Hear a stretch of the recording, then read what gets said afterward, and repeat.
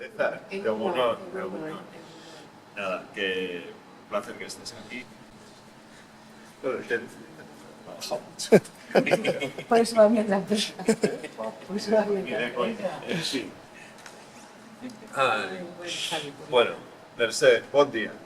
César, qué honor.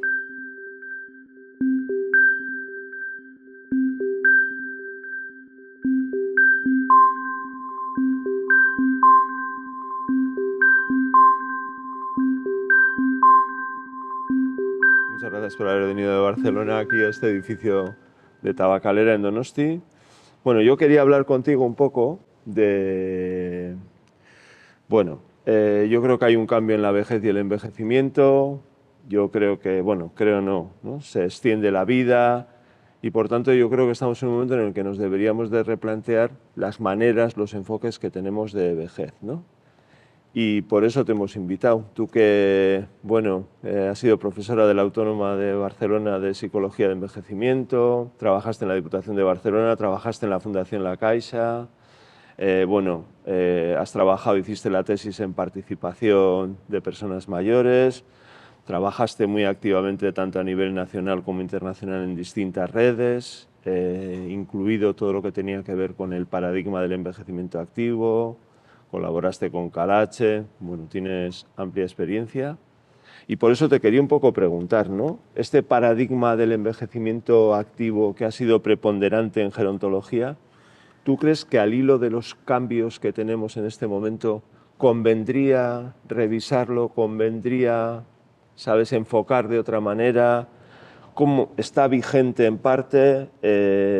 ¿Sirve para esta nueva longevidad que viene? ¿No sirve? ¿Cómo lo ves? Bueno, yo creo que lo primero hay un dato de realidad que hace que tengamos que, como mínimo, repensarlo, como tú dices, que es esa construcción, el marco del envejecimiento activo, se genera a lo largo de los años 90 del siglo pasado, se presenta, como muchas personas sabrán, en el 2002 en la Asamblea Mundial del Envejecimiento, que estuvimos en esa Asamblea Mundial de Madrid. O sea, vayan contando años, y por tanto solamente por todo lo que ha caído después ya tocaría a revisarlo, ¿no? Porque el mundo ha cambiado mucho y son muchas, no únicamente la longevidad, no únicamente más años de vida, sino muchos elementos de contexto. Yo creo que hay aspectos del envejecimiento activo que se presenta como un marco político para la acción, y eso lo hemos hablado tú y yo muchas veces.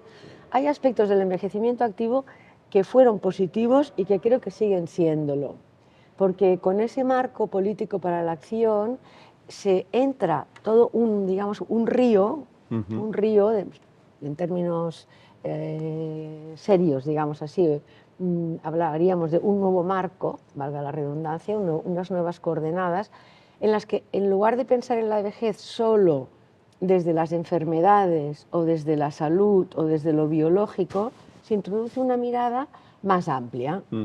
Algunos dicen, se introduce la mirada social. Yo no quiero llamarle esto social, porque se introduce una mirada donde puede entrar, evidentemente, los componentes sociales, los valores, lo arquitectónico, los elementos de salud pública, los elementos económicos, los elementos jurídicos. Y eso a mí me parece que es muy positivo, porque coloca el envejecimiento en cruce, en cruce de políticas, en cruce de políticas. Y luego introduce también un elemento que también es positivo a mi modo de ver, que es, en lugar de centrarse exclusivamente en una lectura del envejecimiento en una clave individual, o incluso diría epidemiológica, introduce una clave del envejecimiento donde va a construir qué pasa con ese sector de la población, qué pasa con ese grupo, o con, algunos lo llaman colectivo. Ya sabes que a las personas mayores aquí no les gusta que se llame colectivo. Yo, que soy una persona mayor en este momento, no me gusta que me llamen formando parte de un colectivo. Pero bueno, eso ahora no tiene mayor importancia en lo que estamos conversando. Por tanto, estos dos aspectos a mí me parece que son aportaciones relevantes. Luego, pienso que el marco político del envejecimiento activo no ha proporcionado un modelo. No ha proporcionado un modelo conceptual en el sentido de un modelo que te permita investigar, contrastar, no. De hecho, ese marco ha tenido utilizaciones y manipulaciones en la política y en la práctica diversas. Por ejemplo, el año europeo 2012, el año europeo del envejecimiento activo y la solidaridad entre las generaciones, da foco prioritario a envejecimiento activo y mercado de trabajo. Por ejemplo. Por ejemplo. O el índice del envejecimiento activo que hace el Centro de Viena. El Centro de Viena. Claro, entonces, quiero decir que el marco político para la acción tampoco marca claramente líneas de políticas. En ese sentido, eso es una debilidad de ese, digamos, de ese documento y de ese marco. Eso yo creo que es una debilidad. Es una debilidad que se aborda parcialmente en el 2007 a partir del surgimiento de la política de Ice Friendly Cities, la política de amigabilidad, ¿no? Eso sería, por tanto, toda una entrada analítica. Y luego está algo que también hemos hablado muchas veces, que es la banalización, la simplificación. Entonces, claro, pues envejecimiento activo, pues actividad. Pues entonces actividad... Fundamentalmente física, además. Física, que tiene mucho que ver también con la marca de responsabilidad individual y con la marca de sistemas de salud y programas de salud pública. Sobre todo, entiendo yo, la disminución o la idea de decir, oye, no vamos a gastarnos más dinero, esto es una manera de ahorrar dinero, es decir, poner a todas las personas mayores a hacer actividad física en el fondo era una manera de prevenir, ¿no? Y por lo tanto también de trasladar en cierta forma, entiendo yo que va por ahí, la responsabilidad al individuo, ¿no? Sí. Eso ha hecho en parte el envejecimiento activo. Eso ha hecho en parte el envejecimiento activo y además yo creo que eso mismo que estás diciendo ha contribuido a que algunos grupos y entidades de personas mayores en los 2000 utilizaran como argumento para positivar la imagen de la vejez, el decir, nosotros estamos haciendo envejecimiento activo y con esto ahorramos dinero al sistema. Y por tanto, somos personas mayores comprometidas y que queremos contribuir al, digamos, no diríamos al bien común, pero a la reducción de costes, ¿no? Sí. Lo que pasa es que en ese sentido también, ¿no? Sobre todo actividad física, excursiones, o sea, ha habido una banalización, es verdad, del paradigma, o sea, o del enfoque del envejecimiento activo, y yo estoy de acuerdo que ha habido una banalización. Pero además de dar una banalización que en parte era bastante, también se volvió en cierta forma meritocrática, ¿no? Porque era más fácil estar dentro de ser un buen mayor, en sentido de actividad, excursiones, el que económicamente estaba mejor, el que no era vulnerable, el que disponía de una más alta calidad de vida y tenía más dificultades al final, ¿no? En la banalización de ese marco conceptual, que estoy de acuerdo, que tenía, que el que tenía menos, ¿no? Sí, la clase social operaba, ¿no? Sí, evidentemente, digamos, las clases sociales operan y las diferencias socioeconómicas operan. Entonces, el marco del envejecimiento activo, digamos, daba posibilidades para todos, pero no para todos de la misma manera. Eso es así.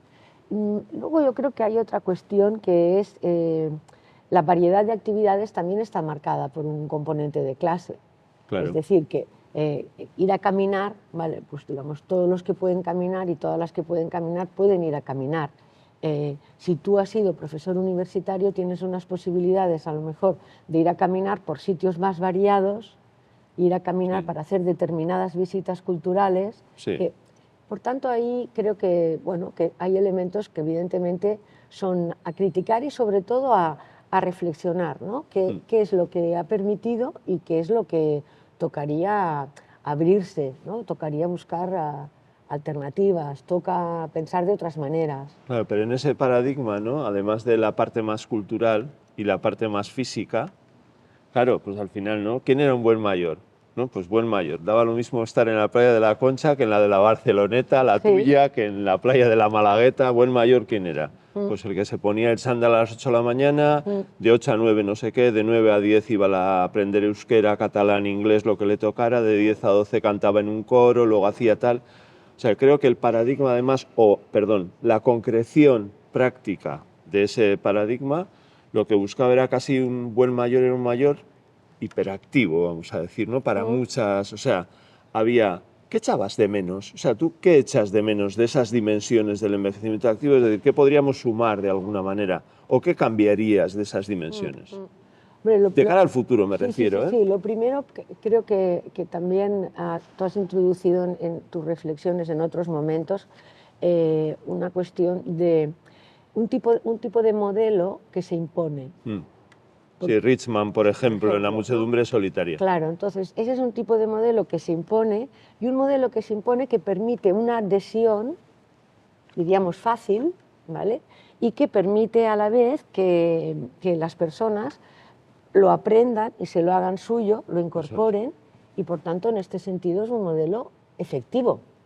Sí, sí, sin duda. ¿Vale? Es un modelo efectivo porque además da un lugar, da una manera de estar, da un lugar, da una forma de organizarte, pues tú hablas con las personas y me voy a jubilar. Y dices, bueno, ya estoy pensando lo que voy a hacer. La actividad, ¿no? ¿Vale? Lo que voy a hacer. Entonces, ¿cómo me voy a programar? Bueno, no el despertador, tal cual. Y yo siempre lanzo la bola, ¿no? Decir, bueno, pero ¿tú de qué tienes ganas? ¿Tú qué te has pensado? O sea, ¿tú cuántos años te piensas que vas a vivir? ¿Tú qué te has pensado? ¿Cómo te estás pensando? O sea, yo echo de menos que en las prácticas se ha excluido el que las personas sientan que lo que toca es que te pienses, te conectes contigo mismo, te reconozcas como sujeto en una sociedad determinada, que no es la que vivieron tus padres, ni la que a lo mejor yo había pensado que viviría cuando tenía 30 años, que eso, el envejecimiento activo, lo ha dejado fuera. Y a mí me parece que es un elemento crucial para que realmente podamos situar la longevidad de una manera integrada en el mundo en que vivimos. A mí esa idea, ¿no? O sea, yo creo que por una parte ese sentido de la actividad, ¿no? Constante que plantea de alguna manera las prácticas del envejecimiento activo, claro, hace una cosa que tú comentabas antes, que tiene que ver con que no ayuda a la persona a reflexionar sobre sí mismo. Y esa conversación, claro, esa conversación es una conversación necesaria para enterarte ¿no? de qué quieres hacer en estos 20 o 30 años que dura la vejez, ¿no, Mercé? Claro. Y ahí se ha impedido, ¿no? Se ha colocado a las personas mayores de alguna manera en un lugar que yo a veces intuyo que molesta un poco, por decirlo así. O no sé cómo lo ves, si les ha sacado del centro, ¿no? Sí, o sea, yo creo que claro, si tú no reflexionas, si tú no te das un tiempo para poder, para poder pensar sobre ti misma y sobre ti mismo y dónde estás, qué has hecho, qué es lo que quieres y eso, y en qué mundo estoy, no únicamente yo, en qué mundo estoy, estás debilitando la posibilidad de construir una transición Eso es. que tenga solidez. Entonces, si esto además lo colocamos en un contexto de modernidad líquida, nos atenemos a Bauman y pensamos que vivimos en un contexto de modernidad líquida donde la flexibilidad de los individuos, que podría parecer una palabra maravillosa, decir, fíjate qué flexible es físicamente, o fíjate qué flexible es. La hiperadaptabilidad esa, ¿no? Esa hiperadaptabilidad que hace que tú estés dispuesto continuamente a estar cambiando, pero que a la vez no te vinculas a nada. Por tanto, el compromiso no se puede construir si tú no te vinculas. Sí. Claro, si pensamos la dificultad de poder construir transiciones en un momento en el que muchas personas funcionan de ese modo, estamos colocando la longevidad en unas condiciones de inadmisibilidad. Yeah. Ya sé que puede parecer muy abstracto, pero de inadmisibilidad en el sentido de que no puede integrarse. O sea, yo en parte soy no pesimista, ya me conoces, soy más bien optimista de talante, pero me preocupa mucho cómo en un mundo como el actual, en el que las personas, los hombres, las mujeres, funcionan fuertemente sin construir su propia narrativa, no es la vejez, sino a lo largo de la vida, sí. ¿De qué manera entonces abordas las transiciones, ¿no? Ya. Y en ese sentido creo que como nos planteemos las políticas de envejecimiento y las reflexiones sobre el envejecimiento y la investigación sobre el envejecimiento o el debate sobre la longevidad, tendría que incorporar siempre tomar conciencia de que vivimos en un mundo que tiene estas características, unas características generales de contexto de gran inequidad, de declive de sistemas de protección, de tantas cosas, pero que en términos individuales pasa esto. Claro.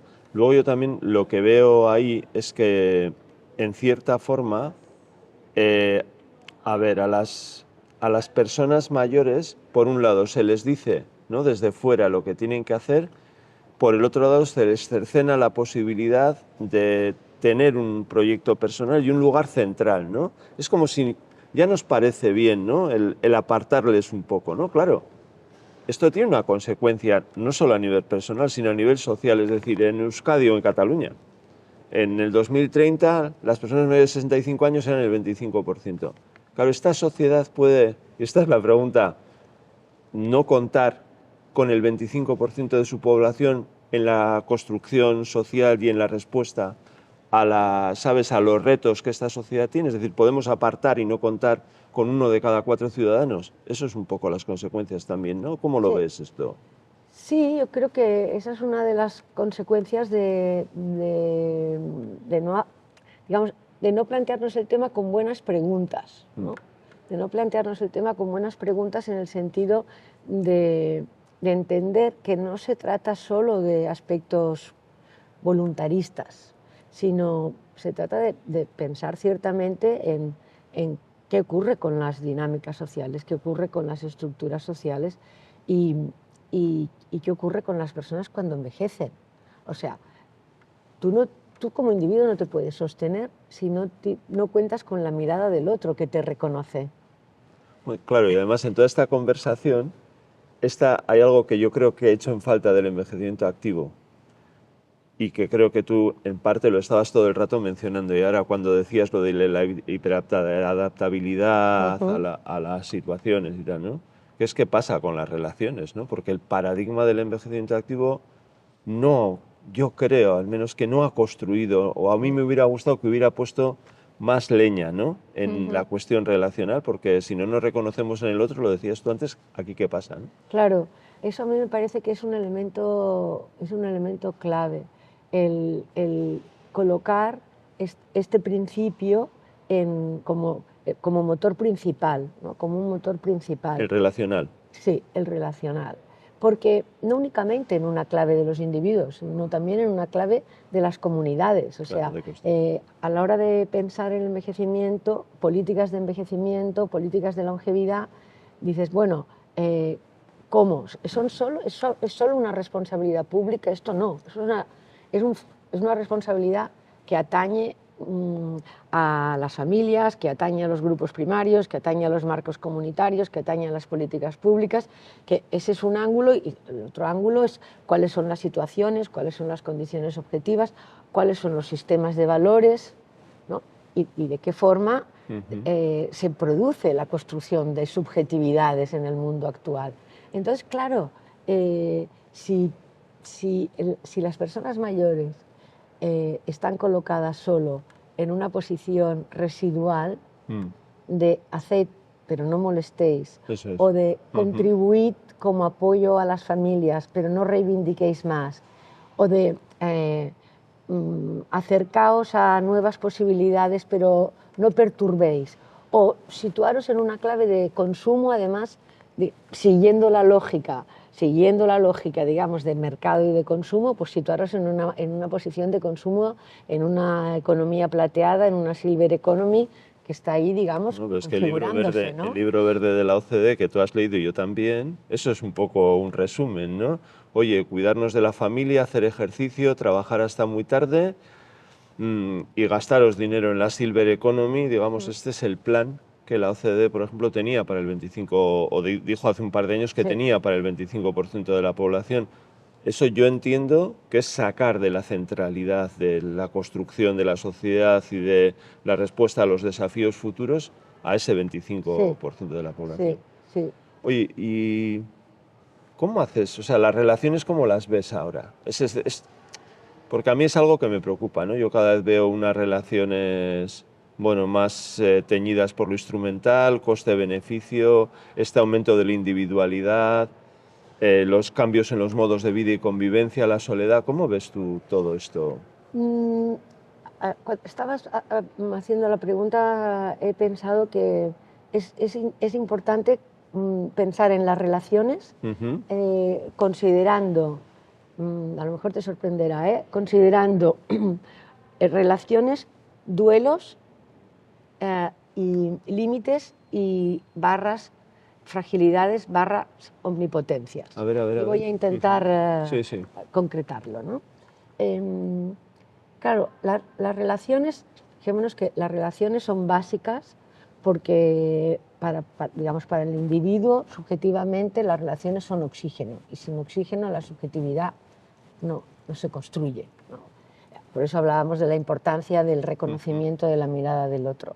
Pero claro, cuando hablamos de esas relaciones, las relaciones a lo largo de la vida, las personas sufrimos pérdidas de distintos tipos, desde pérdidas de separaciones, pérdidas de desarraigo, pérdidas de personas que perdemos, pero también pérdidas en relación a nosotros mismos. Es cierto que si hay algo que caracteriza la vejez, a diferencia de otras etapas, es todo el cúmulo de heridas narcisistas a nivel de la propia imagen, a nivel de las propias fuerzas, de las propias capacidades, y no soy yo quien dice que la vejez es déficit, ni mucho menos. O sea, me he peleado toda la vida para demostrar y argumentar lo contrario. Que esas gafas azules son respuesta a las pérdidas narcisistas, exactamente, ¿no? Vale, entonces, vale. Claro, si no tenemos en cuenta los duelos que hay que poder hacer, es difícil entender cómo juegas con las relaciones, ¿eh? Estábamos en el triángulo, las relaciones, los duelos, y en esta otra parte, en este otro ángulo de este triángulo escaleno que estoy dibujando así, en este otro ángulo tenemos lo que podríamos decir esa configuración difícil de admitir, que son los límites y las vulnerabilidades, ¿vale? Y las fragilidades. ¿Y por qué es difícil? Es difícil porque eso quiere decir que tenemos que admitir esa herida narcisista, pero además quiere decir que esto en una sociedad en la que eso no se admite, porque, digamos, no es únicamente que tengas que estar en forma, es que tienes que estar estupendo, pero es que además, digamos, está la ciencia omnipotente, está lo transhumano que te hace pensar que, bueno, que a lo mejor algún día seremos eternos, ¿no? ¡Qué bien! O sea, vamos a congelarnos. Ahora estoy haciendo caricatura, pero esa caricatura está hablando de unos imaginarios sociales que están operando. De hecho, cada vez más, por ejemplo, es muy extenso, un tipo de prerracionalización delante de situaciones de enfermedad o de eventos traumáticos importantes que te hace decir, bueno, pero esto es una oportunidad para aprender. Fíjate, has tenido un cáncer, pero tómatelo como una oportunidad para aprender, porque esto te puede permitir reconfigurar tu vida. Por tanto, el dolor se niega. Te lo comes. Te lo comes con patatas fritas. Entonces, claro, este dolor entonces no queda inscrito en ninguna parte, pero está ahí. Claro, las relaciones juegan a todo esto. Juegan a todo esto, porque si no lo pensamos con una cierta profundidad, Javi, a mí algo que me preocupa en este momento es que las relaciones equivalgan a interacciones. Sí. Yo también con eso estoy preocupado. ¿Vale? Y, digamos, y todo porque se pierde la profundidad. Sí, y todo no únicamente la cantidad de tiempo que dedicamos a la relación digitalizada, sino cómo nos está modelizando la relación digitalizada, impide la profundidad. Impide o la hace muy difícil. Hay una especie de metáfora de Ralph Waldo Emerson que dice que cuando el patinador encima del hielo, la capa de hielo es pequeña, tiene que pasar muy rápido. ¿Sabes? Sí. Creo que pasa eso en el conocimiento. A veces pasamos muy rápido porque si nos quedamos en el sitio nos hundimos. Y creo que pasa en las relaciones, ¿sabes? Sí. Cada vez son esa especie de... Se queda en mera interacción, o sea, le doy con el patín al hielo y voy pasando y perdemos Claro. esa profundidad. Sí, sí, Claro, yo también... entonces, esa profundidad, al perder esa profundidad, digamos, al haber el imperio del like, eso hace muy difícil que puedas establecer relaciones que sean tan, digamos, tan heterogéneas y con esas capas de profundidad que estábamos planteando. Que te interroguen, que te cambien, que te muevan, que te trastoquen, ¿no? En el fondo, ¿no? Y que te den dimensiones y perspectivas que tú desconoces, porque y también en algo en ese triángulo escaleno que decías, bueno, que te hagan gozar, pero también que te pueden hacer sufrir, que te enseñan tus límites y tu vulnerabilidad. Sí. Yo creo que sí que estamos, ¿no? En ese momento de esa especie de ilusión de invulnerabilidad que además trastoca, yo creo que profundamente, no sé cómo lo ves, algo que tú has dicho antes, ¿no? Que es que en la vejez eso también existe.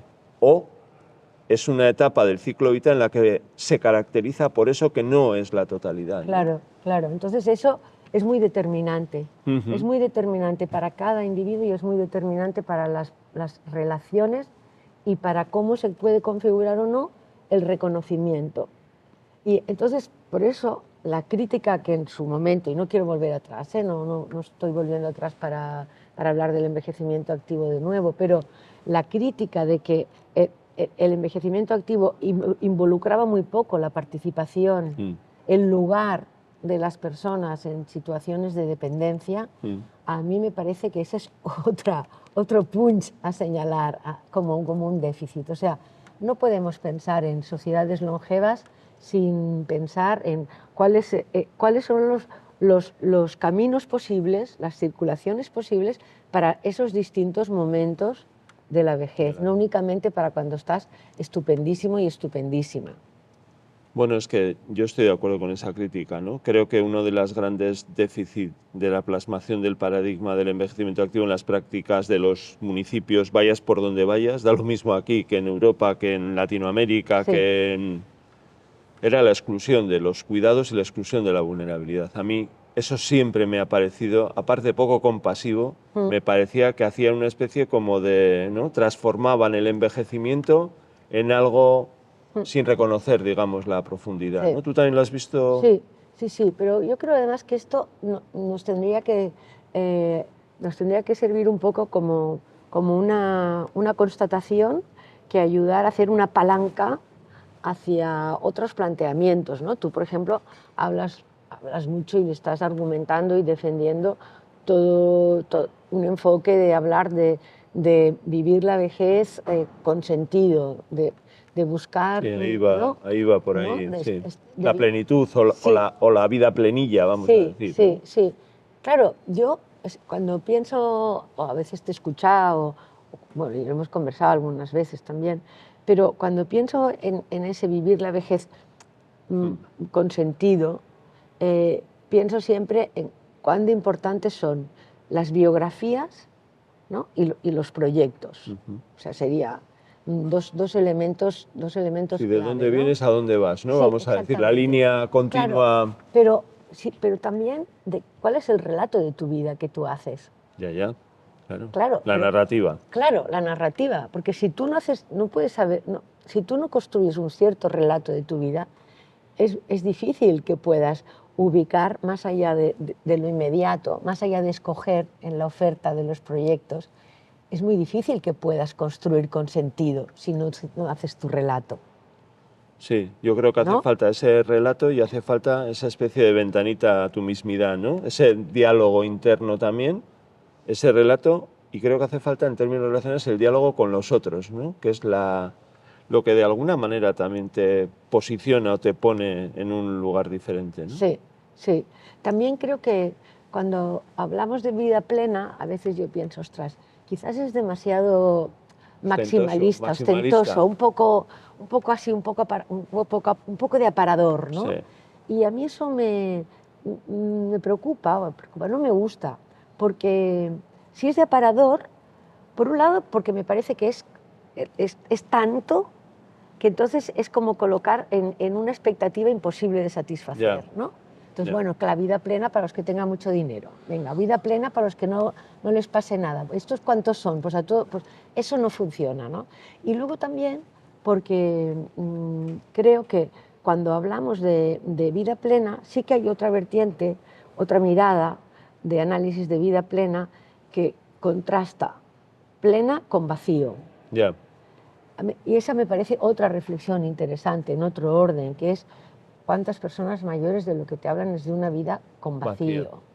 Y cuántas de esas personas, además, lo que están transmitiendo es una experiencia depresiva tenue o a veces no tenue, ¿no? Donde no tienen dónde anclar su existir. Y eso me parece muy importante también pensarlo respecto a la vejez en estos momentos, porque hay un juego que socialmente provocamos, no digo que produzcamos, pero sí que provocamos, que es el juego del parecer, del parecer que estás bien, porque si dices que no estás bien, es como, ¡ay! ¿No? Sí. Y entonces también de la vergüenza de asoma expresar. La vulnerabilidad en parte que no nos gusta, todo eso está metido ahí, ¿no? Claro, entonces la vergüenza de transmitir desamparo, entonces vamos a cubrir las capas, ¿no? Pero eso, por ejemplo, en el programa de Soledad de la Fundación La Caixa, donde yo trabajo también, y que tú estuviste en un tiempo en ese programa, esto es muy claro ahora, ¿no? O sea, es muy común ver personas que, aparte de echar de menos personas, o sea, soledad social o sentimientos de abandono, soledad emocional, expresan algo que tú decías, ¿no? Que es esa especie de soledad existencial, que creo que está ligada al proyecto de vida, a la falta, no sé tanto de relaciones, como de relaciones profundas, ¿sabes? Creo que todo esto tiene que ver, ¿no? Una vida que es en blanco y negro y no en color, más o menos, una vida que no satisface. Creo que todo esto está, el no aceptar las transiciones, no aceptar las pérdidas, todo esto creo que tiene parte de, ¿no? Es como una especie de fuerza entera que tira, ¿no? de una situación y un paradigma pues que solo pone la actividad como digamos en el frontispicio y que creo que es insuficiente para muchas personas, ¿no? Sí. Hay una especie de mar de fondo, por contarlo de otra manera, ¿no? Sí. Hay un mar de fondo también y me haces pensar en el sentimiento de extrañeza. Por ejemplo. El sentimiento de extrañeza es un sentimiento que yo observo y escucho. No podría hablar de una evidencia empírica sistematizada, pero observo, lo escucho en términos de siento que la familia me quiere, que los hijos me quieren, pero es que yo no tengo nada que hablar con ellos. Lo que ellos hablan y lo que yo no tienen punto de articulación, no tienen punto de encuentro. Y eso pasa en distintos escenarios. O sea, yo creo que es muy importante que sobre eso podamos pensar en la relación de extrañeza, porque la brecha digital opera con la relación de extrañeza, pero no es la brecha digital la que genera la relación de extrañeza. No. La generación de extrañeza tiene que ver más con la falta de una conversación y de temas de esa, bueno, en el estilo de García Márquez, ¿no? Esa conversación. Entonces, y eso nos retrotraería a lo que hablábamos de la modernidad líquida, es decir, esta fluidez, la gran flexibilidad, la no profundidad, digamos, hace más difícil encontrar temas, porque a lo mejor la persona mayor lee, pero sus nietos y nietas, sus hijos, sus hijas no leen, ¿no? Y digamos, entonces, lo que él compartía, a lo mejor con ellos en su tiempo, ahora ya no lo puede compartir.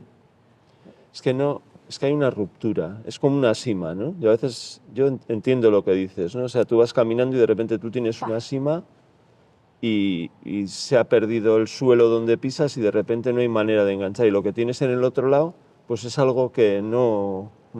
Sí, te entiendo. Me da pena porque teníamos aquí preguntas para rato, pero has dicho una cosa que yo estoy muy preocupado que es con esto de las relaciones entre las generaciones, ¿sabes? Ujú. Veo una situación de la vejez, bueno, en el que gracias a los sistemas de bienestar, al menos en Europa, gracias a la inversión en salud y vida saludable, etcétera, pues hay muchas personas mayores. Ya sé que hay pobreza, ya sé que hay crisis, ya sé que hay sufrimiento en la vejez, ya sé que hay vulnerabilidad, pero bueno, yo también veo que desde hace, por lo menos de la Segunda Guerra Mundial hasta aquí, no había sucedido que nuestros hijos y nietos es probable que vivan peor que las generaciones precedentes. Creo que a todo esto que estábamos comentando de esa brecha, un poco de esa extrañeza, se une también una especie de crisis, no sé si es crisis, desafío social que tiene que ver con las relaciones intergeneracionales, más en concreto, ¿no? Yo Sí, estoy y veo una vejez, a veces, en términos reivindicativos, como muy autocentrada en sus problemas, ¿no? En sus desafíos, por muy legítimos que estos sean. sí, sí, te comprendo. Sí, sí, yo comparto esta preocupación de replegamiento, Mm, de replegamiento. Y es un replegamiento que, digamos, que tiene fuerzas internas que lo producen y fuerzas externas que lo refuerzan o que eso es. también lo producen. Entonces es difícil de pensar cómo salir de ese replegamiento. Pero a mí me parece que hay cuestiones que que nos atañen a todos, como puede ser, bueno, la supervivencia de nuestro planeta. Sí. Ese nos atañe a todos. Entonces, porque se trata de, yo creo que se trata, y esto el otro día lo decía Ken Loach al presentar, en una entrevista después de la presentación de la que dice que va a ser su última película, que ojalá no sea así, Esperemos. en el Festival de Cannes. Y entonces él planteaba que hemos de buscar, como decíamos, de buscar algo, algunos temas que unan los diferentes tipos de movilizaciones, porque la segmentación Yeah. también opera Sí. en términos de movilización. Entonces, las movilizaciones por el clima son unas, las movilizaciones por las pensiones son otras, las movilizaciones por la vivienda son otras, y digamos, no hay articulación entre esas movilizaciones. Incluso son movilizaciones que pueden ser fuente de replegamiento, como tú Sí, decías, ¿no? o que dos polos, digamos, del mismo esto se rechazan, ¿no? Se rechacen. O sea, que haya un rechace, movilizas Claro. una parte Claro. y eso desmoviliza, digamos. Exactamente. Entonces, evidentemente, él no tiene la varita mágica, ni la tienes tú, ni la tengo yo. Pero a mí sí que me parece que es una cuestión interesante, la de pensar en términos de equidad y faltas de equidad en las diferentes generaciones, sino de que hay elementos de desigualdad que atraviesan todas las generaciones. Sí, sí. Esto por una parte. Y por la otra parte, creo que no es el único camino, pero que uno de los caminos para trabajar más, superar este replegamiento, es profundizar en implicaciones comunitarias. Yo pienso que las lógicas de compromiso en clave comunitario tienen dos ventajas. Son concretas y sus resultados son tangibles. Yeah. Y a mí me parece que es verdad, que son muy dispersas.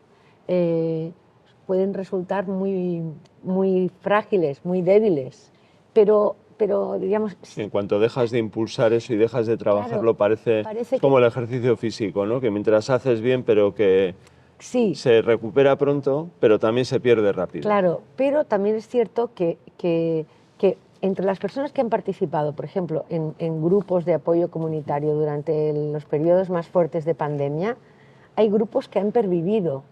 Y esos grupos que han pervivido a lo mejor no están todos los que estaban al principio, son Sí, otros, pero también tienen una fuerza porque están demostrando a la comunidad, a los otros que decían, uy, esto cuando ya no estén los problemas de la pandemia, aquí ya veremos la solidaridad dónde irá, ¿no? Ya. Esto es, digamos, la gente que juega al escepticismo nihilista respecto a estas micromovilizaciones. A mí esto me parece que es importante considerarlo. Sí, sin duda. Tú hiciste la tesis doctoral sobre participación. Sí. Claro, ¿cómo ves esto de la vida plena o plenilla y la participación, ¿no? Porque yo sí que creo que hay una parte fundamental de la plenitud, y de eso todos los autores, desde Viktor Frankl, Steger, Won, todos los que han analizado en los últimos 30 o 40 años esto, han dicho claramente, ¿no?, que una de las cuestiones que tiene que ver con la vida plena es la generatividad, el estar implicado con los otros. ¿A ti te parece también una parte...? Digo, porque necesitamos cambiar en el modelo de vejez esa mirada del hedonismo, ¿no?, a una mayor preocupación por los otros, ¿no? Claro. Como clave también. Claro, y además como en el doble sentido, en varios planos, no doble sentido, en varios planos. Uno, en el plano de la construcción de compromiso, Sí. no como obligación, como compromiso. Estoy de acuerdo. Yo creo que es muy importante. Y eso tiene que ver además con sacarnos de la cabeza las lógicas de participación normativa. Yeah. Si nos ponemos en músicas de compromiso, son músicas muy distintas de las de la participación normativa por obligación. Entonces, en el compromiso las personas establecen decisiones, nos toca priorizar, ver cuáles son los intereses más importantes y nos toca además estar dispuestos a vincularnos. Claro. Y esos elementos son elementos que ayudan a dar sentido a la vida. Claro, pero en lo que dices hay una parte, digamos, cognitiva, ¿no?, de creencias, de valores, pero el compromiso, entendía yo en lo que estabas diciendo, que tiene una parte también fundamental, que es afectiva. O sea, Totalmente. Totalmente. Hay valores, te Sí, quiero decir, que orientan, sí. pero luego hay actitudes, hay motivación, pero hay el sentimiento de la necesidad, Sí, ¿no? sí. Digo, por esto es importante, porque a veces se funciona solo en un plano, ¿no? Sí, bueno, y se intenta que se funcione intenta. solo en un plano, porque además, esto creo que lo hemos hablado contigo en ocasiones y con Marian Barthes lo habíamos hablado respecto a los grupos de participación, que es cómo durante mucho tiempo se inhibía que las personas cuando estaban en espacios participativos pudieran expresar sus emociones. Y cuando alguien a lo mejor hablaba mucho desde lo que le estaba pasando, cómo se sentía, se cortaba. Decía, ay, pobre. Bueno, pero este no es el sitio para llorar, ¿eh? Claro, Claro, uno no puede. O sea, eso no puede ser porque es como escotomizar una parte de tu vida, ¿no? Amputar una parte de tu vida. Y yo intentar funcionar escindido, ¿no?, por decirlo de otra forma, ¿no? Exactamente. Entonces, claro, la participación y el compromiso sí que liga evidentemente liga, es una pieza clave para la vida con sentido, pero reconociendo toda la emocionalidad, si no somos paletas de picar piedra de lo mismo. Totalmente, totalmente. Creo que tenemos que ir acabando. Yo tiraría un rato más, pero me dicen que tenemos que acabar. Ahora que no, tú decías antes que claro, tú en tu perfil personal tienes una cosa muy importante, ¿no?, que es, y a la vez extraña en términos de no habitual, que es que eres una mujer que te has dedicado a la psicogerontología y que ahora eres mayor, ¿no? Quiero decir, yo tenía dos preguntas más personales para hacerte. Una, Alonsi, una, cuando miras atrás lo que contabas en la facultad, en la Universidad Autónoma de Barcelona, ¿qué sientes que contabas, qué sientes que tenías que haber contado, por un lado? Y dos, tú si tuvieras que decirles a esos alumnos que tuviste qué es lo importante en la vida, de verdad, ¿qué les dirías? Dos preguntas. Una, ¿cómo te sientes al recordar, no? Sí. O sea, les contaba esto, qué tontería mayúscula, qué tal, o qué no, ¿no? ¿En qué hubieras enfatizado? La verdad es que te estaba escuchando y pensaba, es que yo estoy muy contenta con lo que les contaba y sobre todo con lo que les planteaba hacer. O sea, todo el rato yo buscaba cómo se situaban ellos. Sí, con respecto a la vejez. Siempre. Entonces me acuerdo que una vez decía, el primer ejercicio que tenemos que hacer es vosotros vais donde queráis, a un autobús, a un banco, a un centro de salud, a una biblioteca, donde queráis. Y os pasáis un rato mirando y miráis qué pasa, cuáles son las personas mayores que hay ahí, qué hacen, qué no hacen, y a partir de eso hablábamos.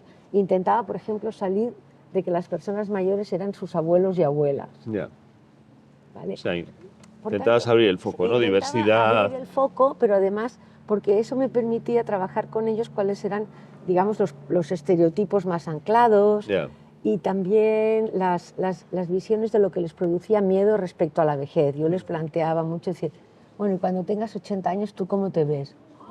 Oh, eso no lo he pensado nunca.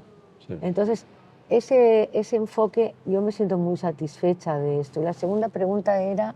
¿Qué les transmitirías? Dices, ahora Sí. que, ¿no? que ya llevas jubilado un tiempo y que entiendo que ¿Qué les tienes transmi- la experiencia personal, ¿qué sería lo importante, ¿no? O sea, en esta vida plena Para su vejez, para su vida también? para su vida. Es una especie como de pregunta de legado, ¿no? Vale, que les diría, oye, sí. ¿yo qué les contaría? Uy, pues yo dedicar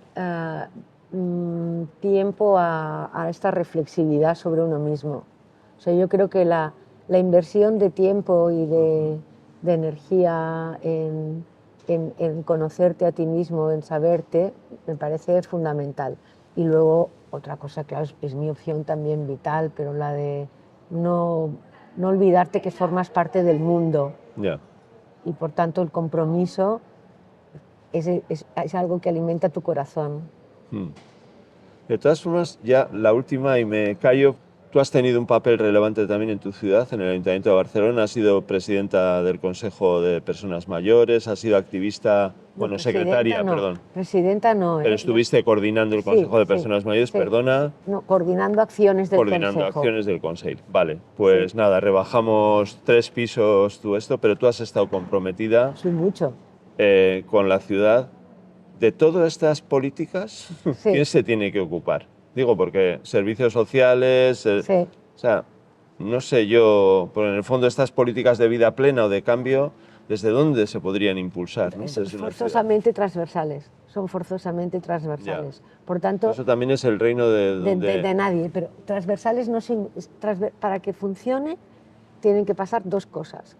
Una, el equipo de gobierno y alcaldía tiene que apostar decididamente, y dos, tiene que haber un liderazgo tanto a nivel político como a nivel técnico que alimente, o sea, que sostenga esa transversalidad.